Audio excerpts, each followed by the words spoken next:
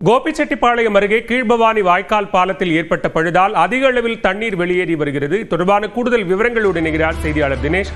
விவரங்களை பதிவு செய்ய வணக்கம் பாலா. சத்தியமங்கலம் அடுத்த பவானிசாகர் அணையானது 105 அடி கொள்ளளவு கொண்டது.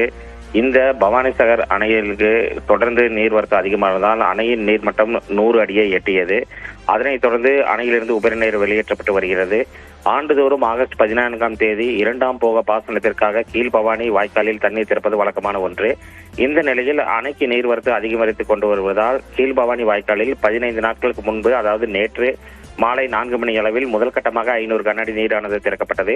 கீழ்பவானி வாய்க்காலில் இன்று அதைத் தொடர்ந்து 1000 கனஅடியாக உபரிநீர் வெளியேற்றப்பட்ட சூழ்நிலையில் கடத்தூர் அடுத்த வண்டிபாளையம், அதாவது பவானிசாகரிலிருந்து 13.5 மைல்கள் தொலைவில் கொண்ட அந்த பவானிசாகர் கீழ்பவானி வாய்க்காலிலானது தொட்டி பாலத்தின் கீழ் கசிவு நீரானது ஆண்டுதோறும் சிறிய அளவில் மட்டுமே இருந்து வந்தக்கூடிய சூழ்நிலையில் தற்பொழுது அதிகப்படியான உபரிநீர் வந்து அந்த பகுதியிலிருந்து வெளியேறி வருகிறது.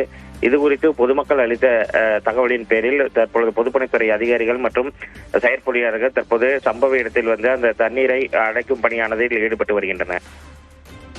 விவரங்களுக்கு நன்றி தினேஷ்.